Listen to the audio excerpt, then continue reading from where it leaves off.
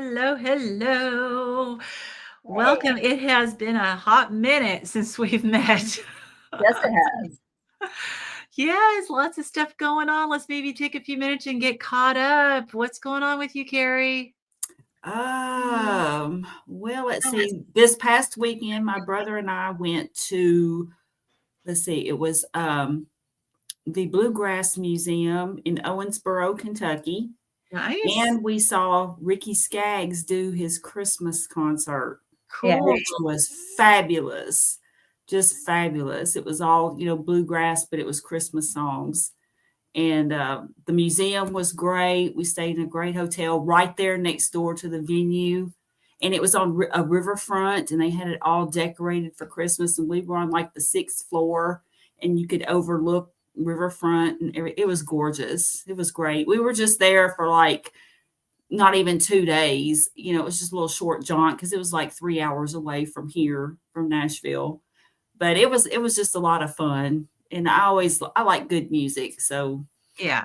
my roots are kind of in country slash bluegrass, that kind of music. But when you're young and a teenager and kind of wild, you don't appreciate that heritage or whatever. And so as I've gotten older, I appreciate it a lot more. So it was great. Nice. Sounds like fun. How about you, Renee? What's up? no, not much, just work. But it makes me think, Carrie, one of the first concerts I ever saw was Johnny Cash. Uh, And when you're a kid, you don't understand what you're seeing. yeah. Right. And as an adult, you're like, oh my gosh, like my parents were amazing to take me. Mhm. Yeah. But yeah, so That's funny you say that because my aunt was like in the outskirts of the country business and the music business. Like she opened for some big acts and stuff. And I remember I got to go backstage at the Grand Ole Opry and met like, Ernest Tubb and just all these kinds of people, which, I didn't really know. Yeah, I just didn't think, I certainly wasn't a brat or rude or anything, but I just didn't understand the importance of right. meeting people like that and Yeah. seeing. Yeah. It's like someone as a kid meeting Elvis. Right. Yeah. You don't really appreciate it until you're older.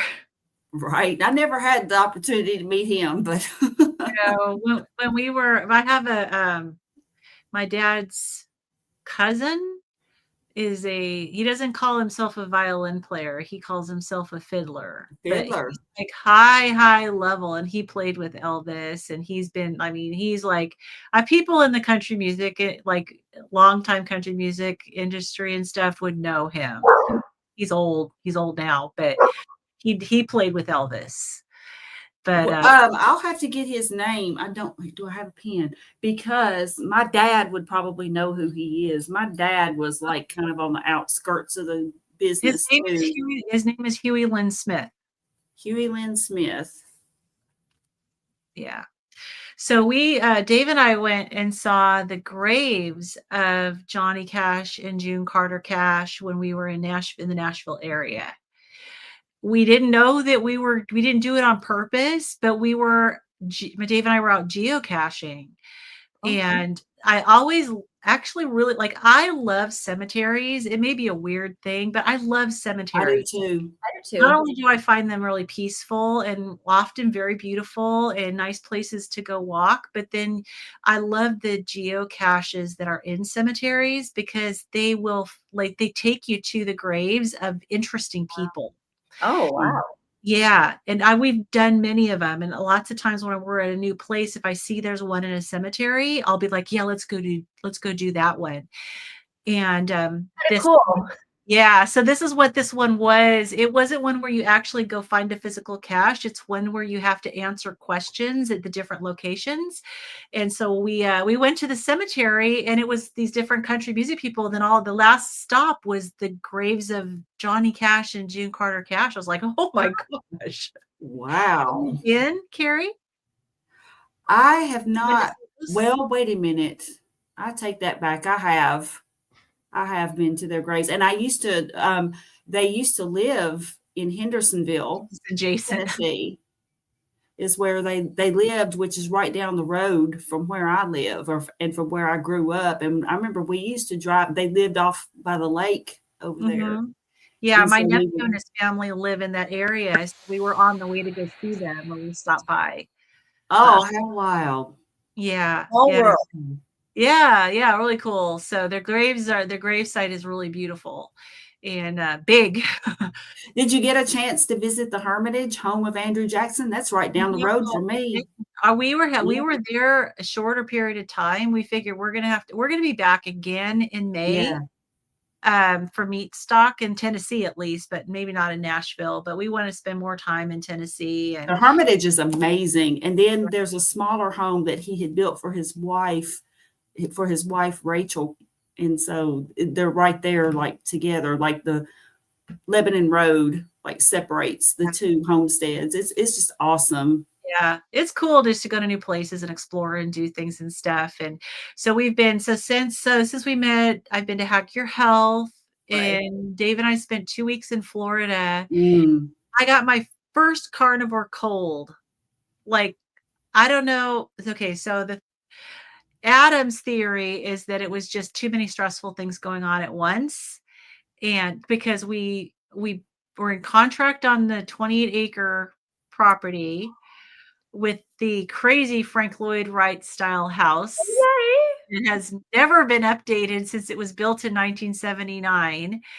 We are in contract. We got a full price offer on our house, but the people buying our house have to sell their house. There's no more contingencies after that. It's like, we're not going to create this domino of contingencies. So we just have one more step, which is for them to sell their house.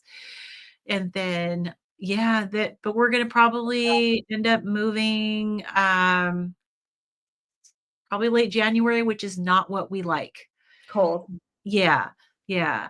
So, someone's asking us, what are we talking about? Like right now, we're not talking Yeah, about yeah. what purpose is. So we can definitely segue into that. But I do want to share one more little thing. And then we'll segue into the topic of what we're discussing. So one thing I should have done this a long time ago, because I've had my genetic data and my strategy report for like a year at least that I got. So I pulled my data off of ancestry.com. I paid the $100 and got the strategy report, which is so thorough. It's a 124-page report. But it can be kind of complicated. And so I took my strategy report and I asked AI to analyze it for me. Not that I'm going to use that as the go-to, like, be all end all, Right. but I was like, can you please analyze this, pull out? And I told it, okay, these are some symptoms I'm still struggling with. Can you tell me, are these explained by some genetic variants? And so it did the analysis, and it's every single little extra symptom I'm dealing with, yes, can be explained by the genetic variants. And it gave me a customized protocol of some additional supplementation to help support these pathways that aren't where I'm not breaking things down properly. Um, Wow. and so I ran that by my naturopathic doctor just to make sure, got the stamp of approval, because I'm not going to go make decisions based on AI, right? Right. So, but I ran it by him. He's like, thumbs up. So it's been about a week Mm-hmm. since I started this protocol. So I'm factoring in placebo effect because I'm like, yeah, and also there's been some days where I've been kind of fatigued. So I'm thinking if I'm detoxing better, there may be some things. So I'm watching. But one of the things I noticed, two things I've noticed.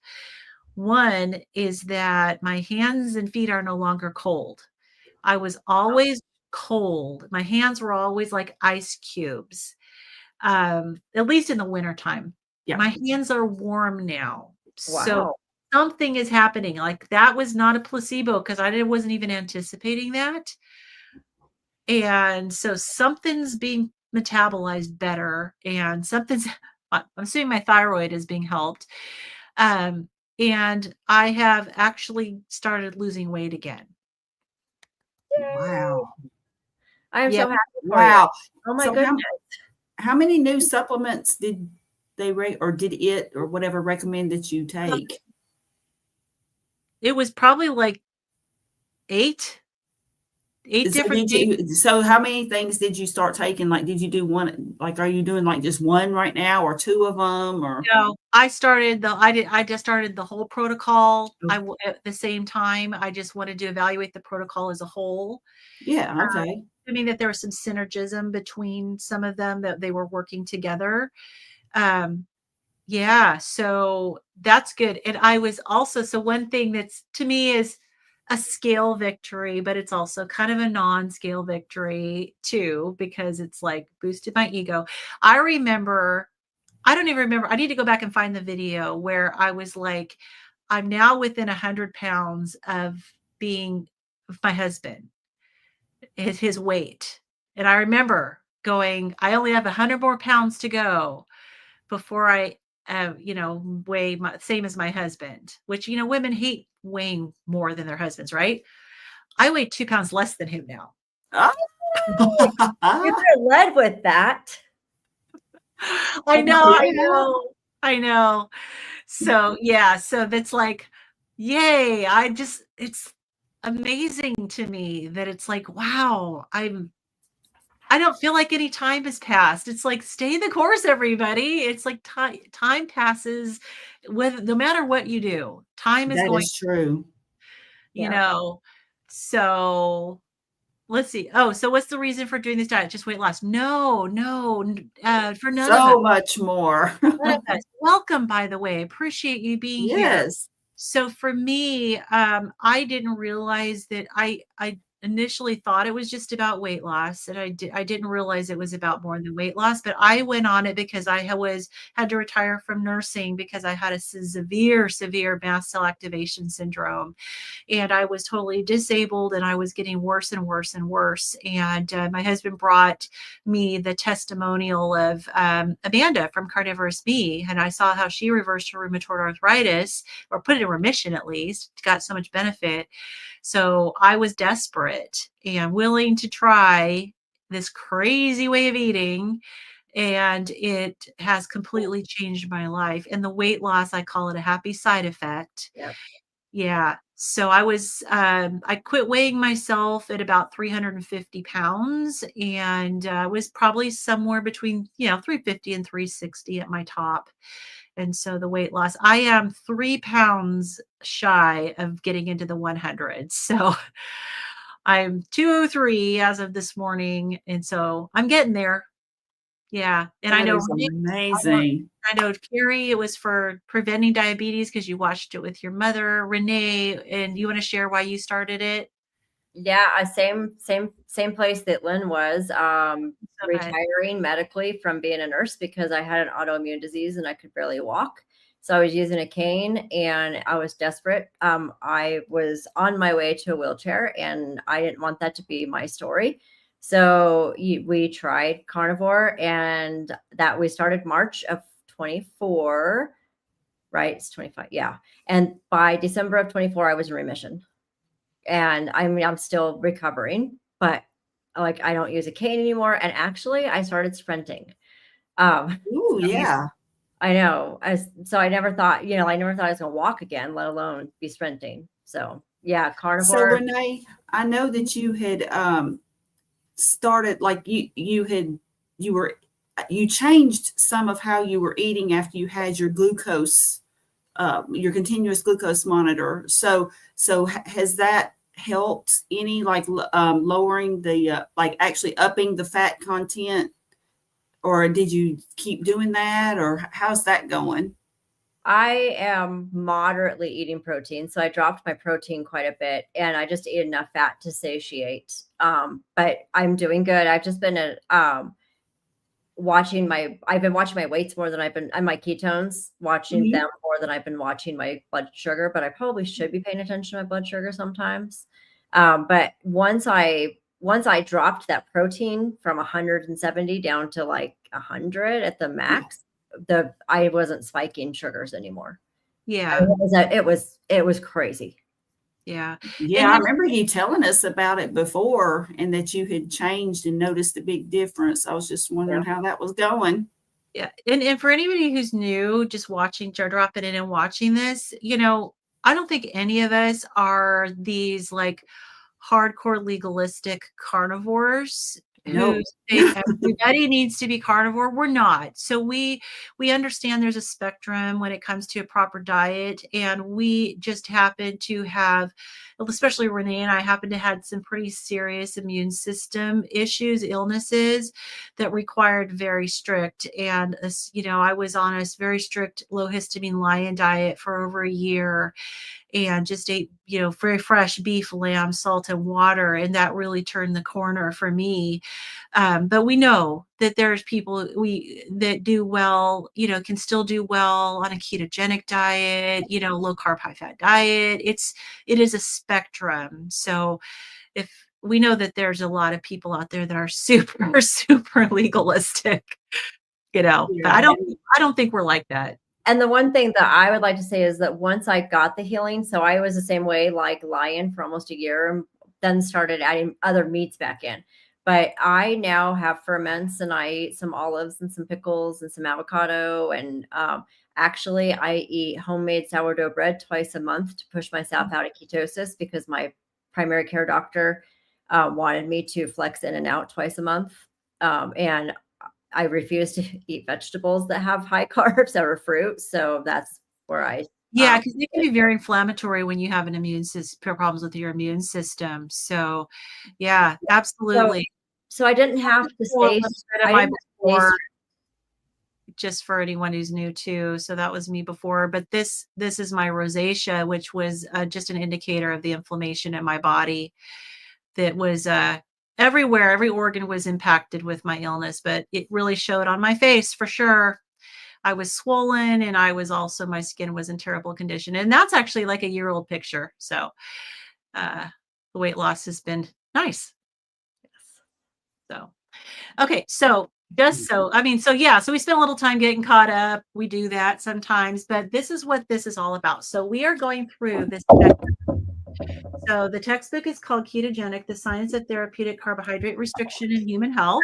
Also, I started the Nutrition Network courses, so I'm in the process of getting certified as a coach. So it's a lot of studying, and this is one of the books we're going to be studying. So to clarify, this is not a book club, so we don't read ahead. We read and discuss as we go. So this is a live stream for science nerds. So if you want to listen in, just hear the book. It is a very meaty book. It's a medical textbook, pun intended. We've gotten this far. We've been doing it for a long time. We're on chapter 3, which is the endocrine chapter. Let's see. Steadfast. I have never had one for body fat, only bone density. Oh, probably the SMART scale. Yeah. All right. Okay. Oh, a DEXA scan. Yeah. Okay, sorry, I'm getting caught up here with the, let's see, questions. Can you eat unlimited food on this or lose, and do calories still matter? It's not a straightforward yes and no question on that. I found that initially the best thing for me was to not focus on volume and restricting, because I was coming off of a major carb addiction and sugar addiction. So for me, making sure I fed myself well was really helpful for transitioning over. And I had so much weight to lose initially. The weight was just coming off. I've only had to really mix things up when the weight starts to stall. And I know our bodies do tend to want to settle into what we're doing. And so I've changed things now to where I mix up my macros. I mix up the quantity of food I eat. Sometimes I do OMAD. Sometimes I eat 3 meals a day. Sometimes I intermittent fast and have a 6-hour fasting window. Other times I don't. And so for me, mixing it up has been helpful. But I think it's very individual as far as customizing it to what works for you. What do you think, Renee, with your coaching? What do you find?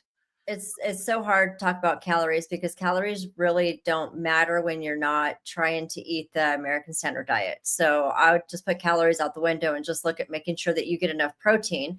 And like 1.5 grams per kilo is, An ideal body weight. Yeah, of your ideal body weight is a really good place to start. Yeah. and go from there, and then just eat fat to satiate, to get to where you're full and you feel good and you feel like you're getting what you need. Yeah, and some people need more fat depending on if you're trying to heal your nervous system, your brain, Mm-hmm. autoimmune diseases initially. Sometimes you have to, or balance your female hormones if you're women. Sometimes you need to choose between weight loss and healing. Sometimes you don't. It depends on how your body responds, but the amount of fat you eat can really make a difference in your healing.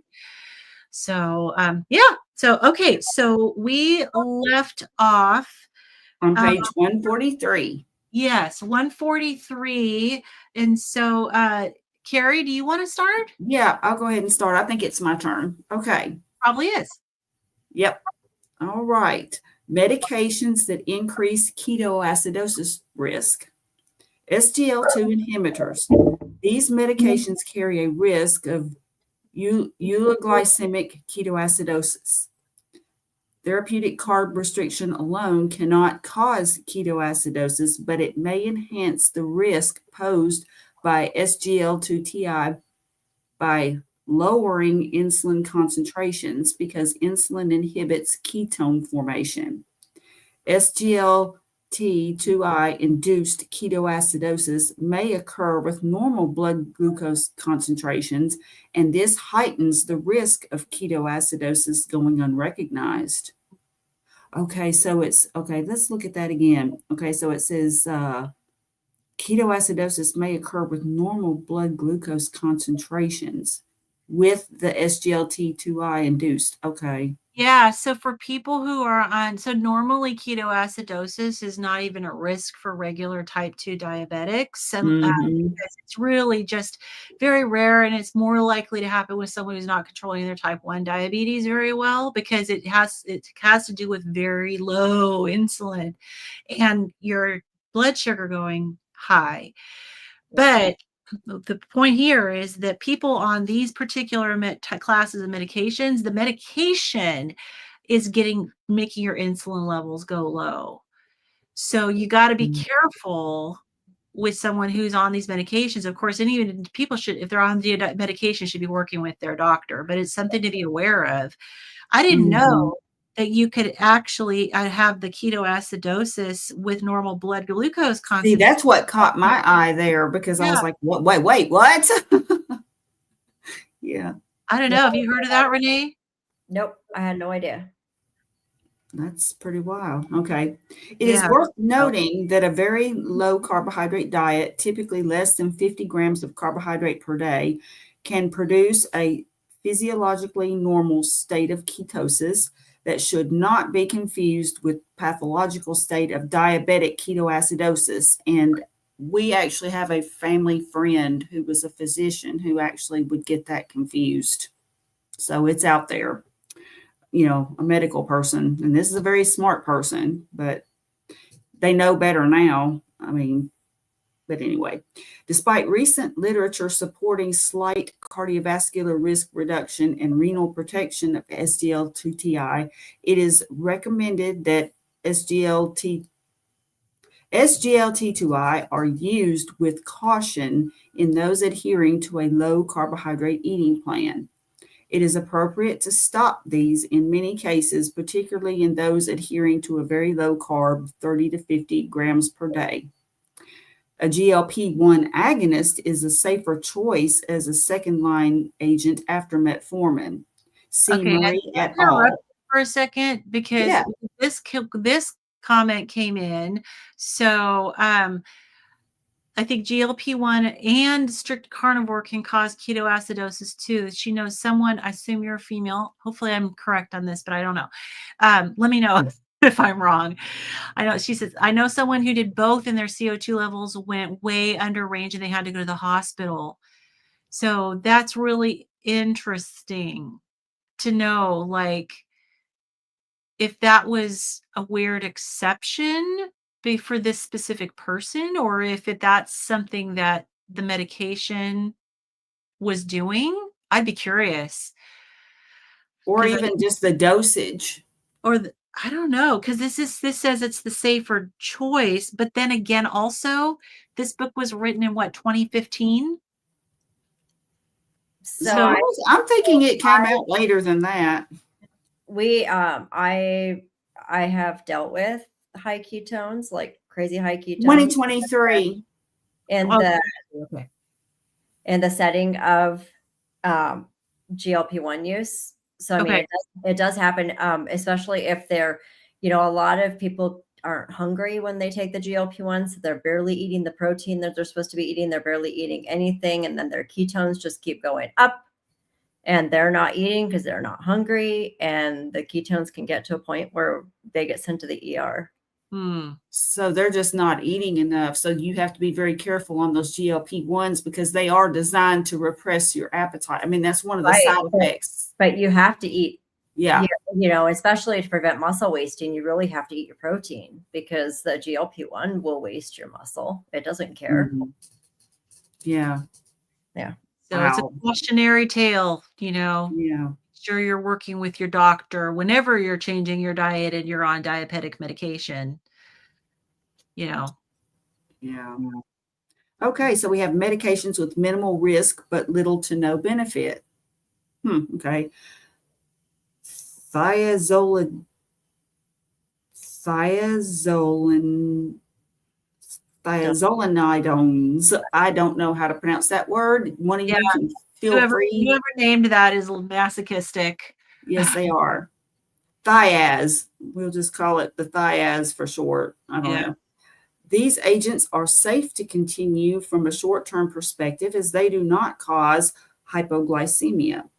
Concerns exist over their long-term safety, including risk of bladder cancer, heart failure, and reduced bone mineral density. Yikes. It is recommended to stop Thiaz. TZD. Okay, yeah, we use that. As soon as glucose concentrations allow. TZD are also known to cause weight gain. Oh, please, let's all take that. Archibose. Although Archibose is safe to continue while on a low carbohydrate diet, the benefits are much less pronounced because of reduced starch ingestion, so the patient can usually stop the medication. Okay. All right. Yeah. So working with the doctor is super important. Right. More frequent monitoring. Yeah. Yeah, Mike, you're right. Poor Carrie got the pharma section. I think the last time I read, we were going through the list of medications and their indications, and I ended up with some of these same words. And no, I didn't learn how to pronounce them any better since then. So ketoacidosis with normal blood sugar, how would this show up and why? If we're referring back to that section before with the GLP-1s, I think that's what, or not the GLP-1s, but the other ones, the SGLT2. Mm-hmm. Yeah, I think that's what they were referring to, maybe because it was talking about that. The ketones get really high. You're going to be symptomatic, though. So I think that's probably one of the first things to know is that you're not going to feel good. I honestly, it's weird because the fact that you would have low, your blood sugar wouldn't be high also is just strange, because usually when you think of ketoacidosis, you're thinking of people who are like their blood sugar is out of control. Like a blood sugar of over 1,000. I mean, really high. Yeah, super high. But yeah, I mean, I guess it's the medication that just does it. It just causes that effect. Yeah. I mean, this is all is theorizing because, I mean, until she mentioned that it was like that's happened to somebody, I didn't even know that could happen. Mm-mm. Yeah. So it would just be a theoretical, but I would imagine you wouldn't feel good. Like she said that the CO2 levels went way down. I mean, your blood gases are going to be off. You're not going to be feeling good. Yeah. Let's see. So Mike says supercalifragilistic ketoacidosis. That's fabulous. Thanks for the levity, Mike. Leave it to Mike. Yep, he's got it. He's still got it. I love it. He should have been a comedian. Nurses in hospital give you a sugar injection. lots of insulin injection. Lots of insulin. Sometimes they have to use combinations of Both. insulin glucose to drive It things depends into on the how right places. Yeah, it's not always a bad thing, high. you know. So it's Mm. it's pushing your pushing everything into the right spaces. You've got intracellular space, you've got extracellular space, you've got your vascular spaces, and sometimes you need a combination of things in order to push things into the right space they need to be in your body.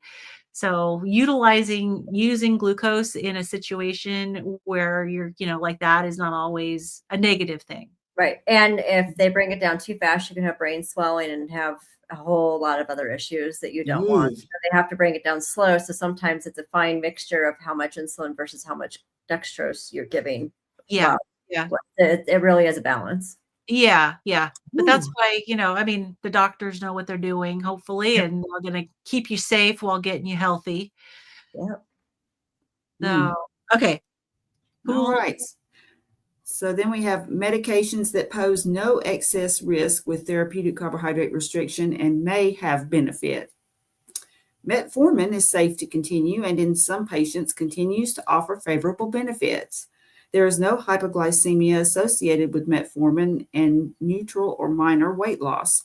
However, up to 25% of people experience gastrointestinal side effects from metformin. Then GLP-1 agonists, safe to continue. Benefits with TCR and total therapeutic carbohydrate restriction include increased satiety, Satiety. satiety,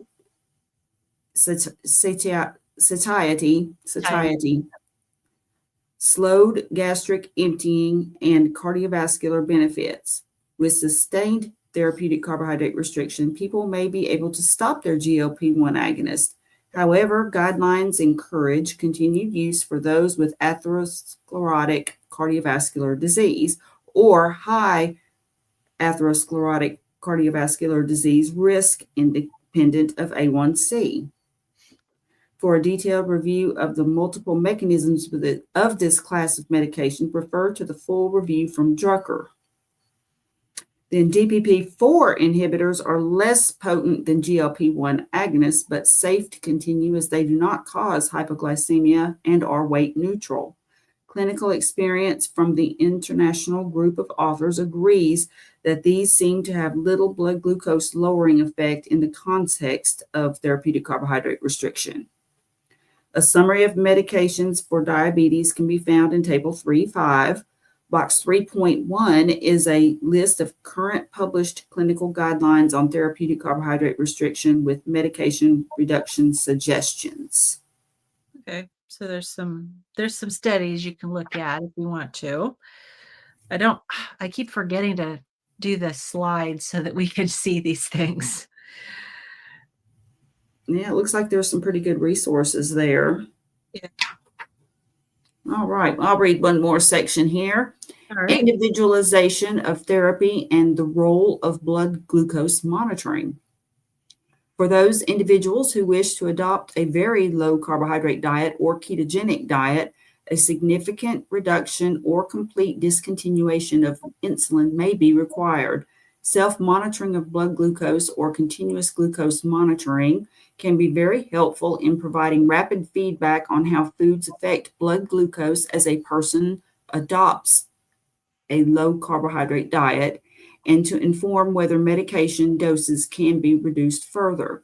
There is evidence that frequent paired glucose testing is effective in supporting appropriate food choices regardless of the type of diabetes treatment. Patients on drugs that increase the risk of hypoglycemia should have access to rescue therapies, glucose tablets, gel, or glucagon, an adequate supply of testing strips, and immediate access to a member of the healthcare team. This is especially important at the initiation of carbohydrate reduction. Checking blood glucose for the purpose of feedback and behavior change can be extremely effective.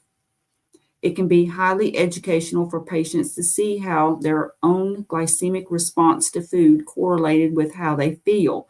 This is now possible with CGM technology and has recently become more accessible and affordable with improved CGM technology. Such systems can show the large post-meal glucose spikes and increased glucose variability that are common in patients who have standard high carbohydrate dietary patterns, are insulin resistant, and in later stage type 2 diabetes with beta cell insufficiency. The CGM can also show the impact of therapeutic carbohydrate restriction on reducing glucose spikes after meals. And I've actually been thinking on getting a CGM, especially after Renee's experience there, because I'm just curious. I in my mind, or just I guess I said in my mind, but and it could be in my mind, but I feel like my mental health and everything is better when I eat more fat and less protein. And Yeah. I can just tell the difference. Like I ate some chicken yesterday that was just totally unsatisfying and I didn't have enough fat with it. I know I normally don't eat chicken, but I did eat some and it wasn't satisfying. And I added like some butter, but it just didn't work. It no working. I get in weekly Imperfect Foods, so order, and I customize it. Otherwise, they're going to send me a bunch of vegetables and stuff. But I thought I was ordering bone-in skin chicken thighs, and I got my order yesterday, and I didn't read properly. It was boneless, skinless, so I'm going to be in the same situation. Yeah. I was like, oh man, I'm going to have to put Make a butter. soup. Yeah. Yeah. Yeah, this chicken, it did come with a broth, and so I did drink the broth, and the broth was very good. Like it was I can't remember now. It was something that my daughter had gotten me, but it was like sous vide. It was already sous videed basically. And then you just had to warm it up. It was like vacuum sealed, but it was sous videed and it had the juices in with it. And so actually the broth tasted very good, but it's just there was just no fat and I could tell the difference. I could just tell. It was wild. Yeah, and I don't usually eat chicken very On much. either. Yeah. Every day. Do you? Yeah, I eat chicken every day for breakfast. I have chicken thighs, bone in, skin on, chicken Yeah. thighs in my air fryer. Yeah. Absolutely amazing. I like chicken, although in the past, if I have to be very careful with chicken. It really needs to be that like good quality organic pasture raised chicken, because otherwise I've had times where my throat has swelled with eating chicken. It's caused an anaphylactic reaction for me, and it's just has to do with the quality of the chicken. So I'm careful. I'm better now. I think I can handle things better now than before, but I'm not gonna push it, you know. Just like I'm sure you've like we talk about being in remission, right? Not necessarily that we're cured. Right. I don't think that if I start doing the things I used to do, I'm gonna be okay. I'm not. I Right. still have to be careful. Right. Yeah. And my husband and I, this is a constant conversation because my antibodies are zero in my body, which means there's no sign of my disease. But my doctor uses the word remission, not cured, not gone forever. And I have this fear that if I ever go back to eating the way I was or being, like I am so scared of it coming back that Me that will, too. that will keep me this way for the rest of my life. Like there is no option to not be this way.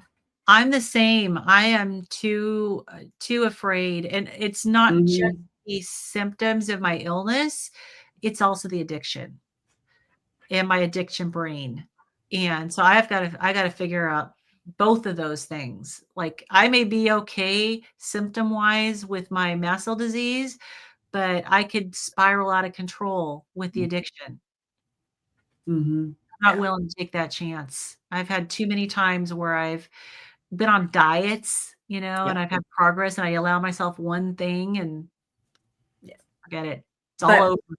not having depression and anxiety that has kept me in bed and made me like live a totally different life, like not having that anymore is huge. Being able Yeah. to get on a plane and go see my son and not have to be medicated or have a panic attack or, I mean, like all of that, I don't ever want to go back. I mean, truly, yeah. Yeah. Nope, me neither. Same. Awesome. All right, Renee, do you want to pick up reading? Sure. Antihypertensive medication adjustment. It is important to review the medication list for antihypertensives. Blood pressure will need to be monitored either at home or in the clinic during the initiation of the dietary intervention. Patients should be shown how to self-monitor their blood pressure and made aware of symptoms of low blood pressure, such as orthostatic hypotension, which is lightheadedness upon standing, or severe fatigue. These symptoms and or systolic blood pressure below 120 mmHgs should prompt the reduction of antihypertensive medication. Hyponatremia may be exacerbated by SGLT2Is, thiazides, or loop diuretics. The initiation of the diet is associated with diuresis and natriuresis. Therefore, adequate sodium intake is emphasized to prevent dehydration and hypotension. And for those who don't know, diuresis is excessive urination. Natriuresis is urination of sodium. So Right. it's basically saying, yeah, these medications can drop your sodium levels too low. Definitely not good. Nope. And it can also, the diet itself can cause these issues as well. So just the diet itself makes you urinate more at first and out your sodium, and then these medications can exacerbate that with this. It can bring your sodium levels down even lower. And so that's one reason too why a lot of people recommend more salt and also like your electrolytes. Yeah. Because of that. Yeah. Yep. Okay. A review in the Journal of Hypertension states, our analysis suggests that insulin plays a primary role in hypertension, highlighting the tight link between essential hypertension and diseases associated with the metabolic syndrome. Broth with sodium is a good remedy, as well as preventative measure in the initiation phase of the diet. Some patients with heart failure are salt sensitive, so monitor this subgroup closely or reduce diuretics judiciously instead of advising sodium-rich broths or foods. Tailor any reduction in antihypertensives to the patient's comorbidities. Results of Dr. David Unwin's 6-year observational trial showed a 10.9 mmHg reduction in systolic blood pressure and a 6.3 mmHg diastolic blood pressure reduction, despite a 20% reduction in antihypertensive medications. Mm-hmm. So your blood pressure is going down, even though you're not taking as much blood pressure medication. Yep. Yep. Sounds good to me. It sounds like a winning. It sounds like a win-win. Mm-hmm. Yeah, as long as you're working with your doctor. Right. Not, Don't ever stop your medication on your own.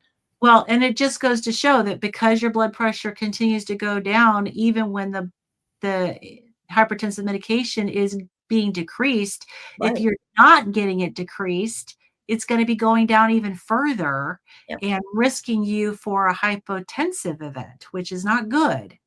Right. So it's important to make sure you're working and getting with the doctor. Mm-hmm. I agree. Other medications needing adjustment. If there is a significant change in intake of leafy greens or other foods containing vitamin K antagonists like warfarin will need frequent monitoring. Improvements in heartburn, gastroesophageal reflux disease may allow reduction or elimination of proton pump inhibitors, PPIs, or H2 blockers. Diarrhea predominant irritable bowel syndrome, IBS, may also improve with more bioavailable foods containing essential proteins and fats. Patients with polycystic ovarian syndrome, which is PCOS, may see an improvement in their condition with the return of fertility, so advice on contraception may be required. Migraines and inflammatory joint pains also may also improve and require medication adjustments due to the natural diuresis that occurs with insulin reduction. If loop diuretics are given for edema, these can be safely reduced or removed as the edema is monitored. Yeah.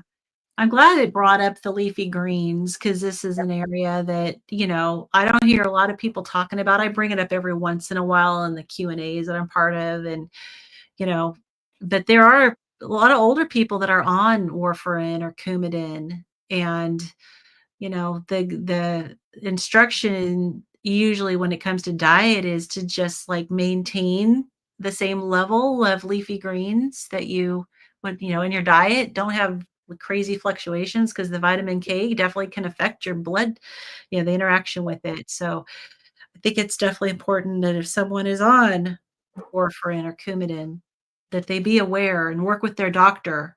You got to get your INR checked while you're making the dietary adjustment. Make sure you're getting your medication dosing adjusted for sure. I wish it would help my migraines.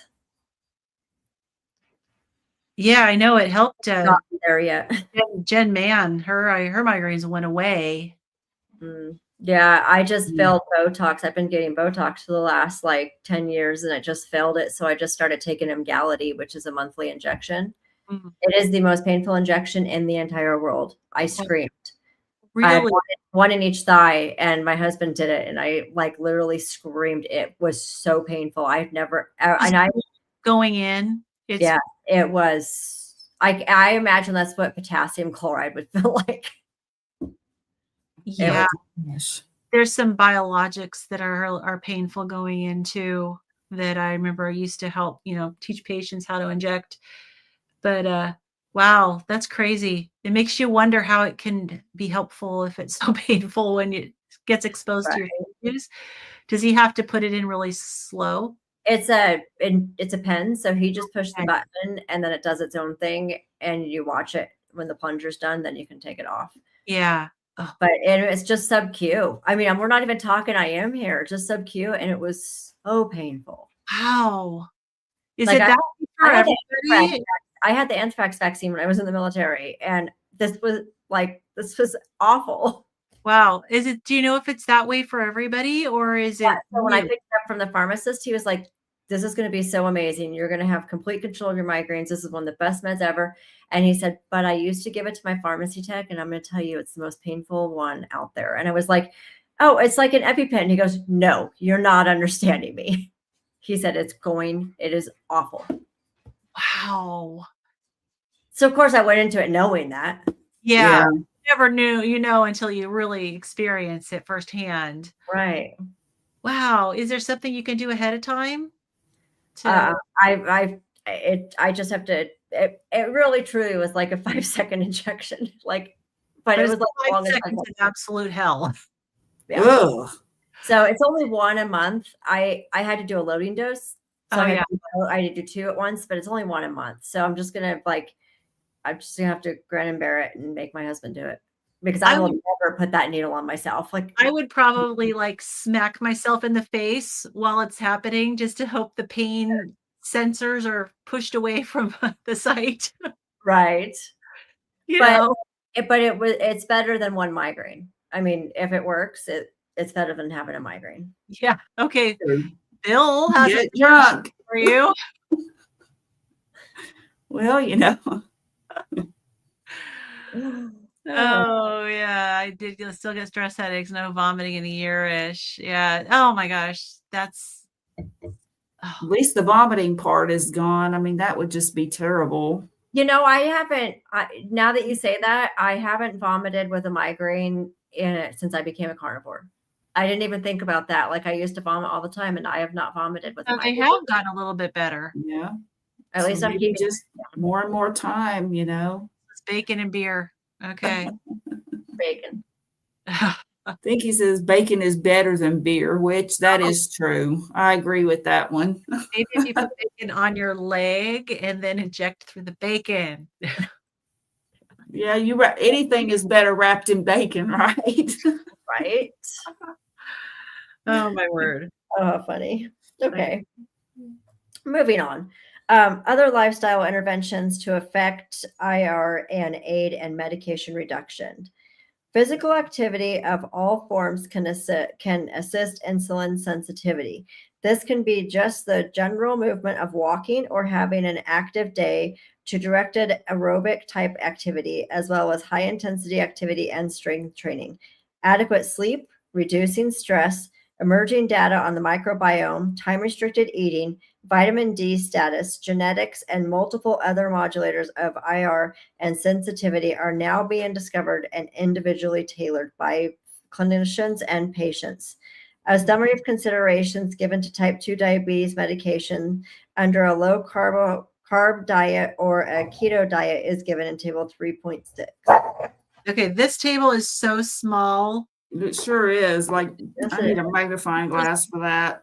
Yeah, I think even if I did actually have it open to show, it would not be helpful. It's basically the drugs, the diabetic drugs, what they do, whether there's risk for hypertension or not, and suggested action, like to whether to continue or to stop it, whether that's optional, whether you can continue it, whether you should stop it. I see that stopping and reducing are the dominant thing. Recommendation. Oh, yeah. Insulin. Yeah, they could have, like, seriously, they had more page. They could have made it bigger. They sure could have. Then you could like make copies and have, you could have it as a handout even or something, but see it. Just tiny. And I mean, my eyes are still pretty good. And I mean, I can read some of it, but I can read most of it, but you have to go slow. Yeah. I mean, it's basically a summary of what we've read. Yeah. It is. I just need Mike to know that if I got drunk, yes, I would vomit. Oh yeah. Right. Yeah. Put that out there. Yeah, we don't want vomiting. No, we don't. It says I would get sick 1 to 3 times a month. So when it stopped, I felt so weird, almost a new person. Yeah. Yes. That would be so debilitating, and just like even it would be this traumatic thing even because I knew somebody who had headaches like that. And it's like it's coming, so it's like that dread just right away because you know how it's going to progress. It's just yeah, I get my Aura and I take my medication and then I do everything I need to do in the next half hour for the next couple of days because that's what I have a half hour. And if I didn't catch it in time and it becomes a full-blown migraine, then I've lost the next couple of days. Wow. So crazy. Alrighty, we got a summary. All right. And I'm sorry if you hear my dogs, they decided to play right next to me. That's okay. Of course. Total carbohydrate restriction is increasingly popular and effective option for managing type 2 diabetes and can lead to an improvement in the condition, reduced medication burden, and contribute to significant weight loss. A recent qualitative review reports medication reduction to a primary reason for patients to start total carbohydrate restriction, even more important than weight loss. Safe initiation of total carbohydrate restriction in patients on medications requires significant monitoring and medication adjustments to decrease and eliminate the risk of hypoglycemia and hypotension. The healthcare team, including clinicians in primary care, nursing, pharmacy, and nutrition, need to be competent in adjusting or recognizing the need for adjustment of diabetes and antihypertensive medications to achieve safe and effective care. The most immediate and important adjustments are to insulin, sulfonylureas, SGLT2Is, blood pressure medications, and diuretics.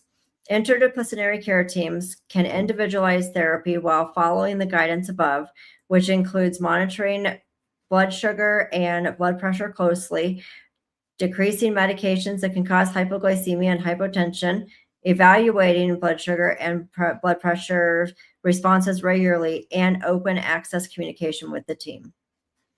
Medical evaluation and practice for decades has focused almost exclusively on prescribing and intensifying medical therapy as chronic disease progresses. Our international team of clinician authors hopes for a day when medical education and practice will invest as much time, thought, and effort into safely deprescribing medications as they do in helping our patients restore health.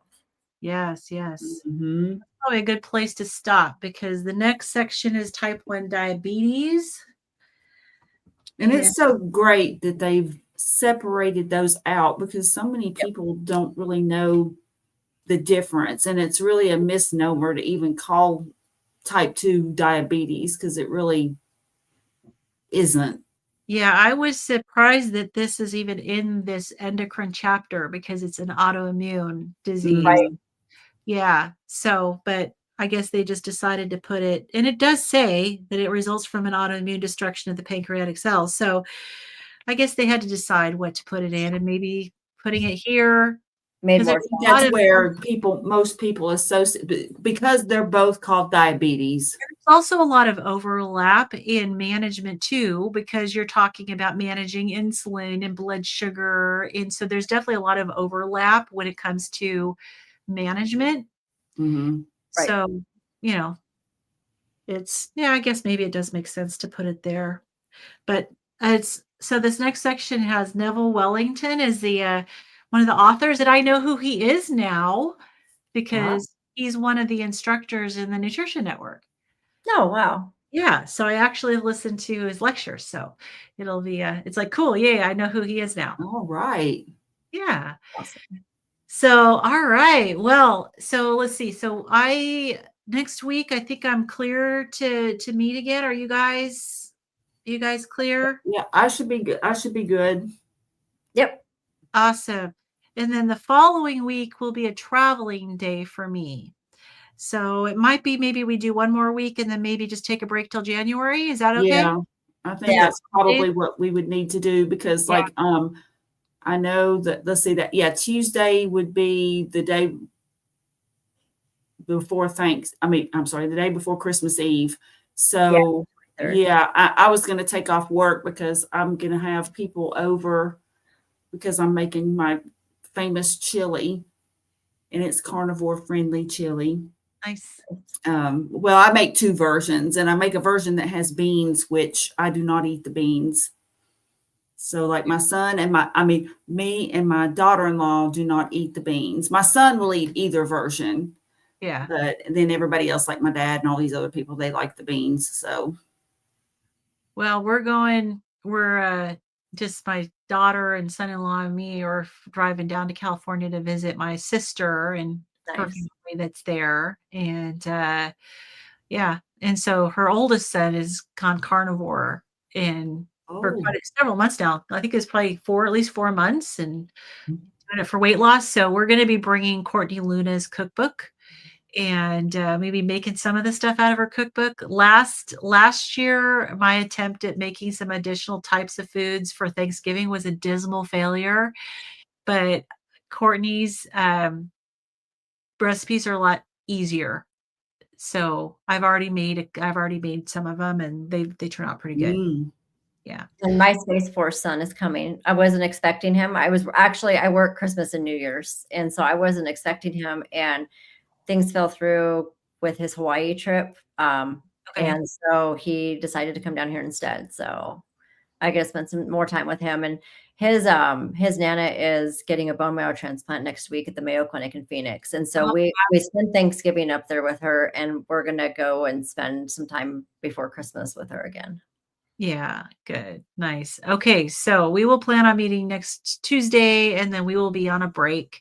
We take breaks. So like, this is our study club. So we that's just right. It's our do it club. when We'll break if we want to. right. All right, very good. Well, I appreciate everybody who has joined us. Appreciate your activity in the chat, your feedback, your comments, your humor, all of that. Love it. You have an absolutely wonderful week and hopefully bring it on next week. Join us Yep. again. We'll dive into type 1 diabetes. Yeah. All right. Bye, everybody. Everybody have a great rest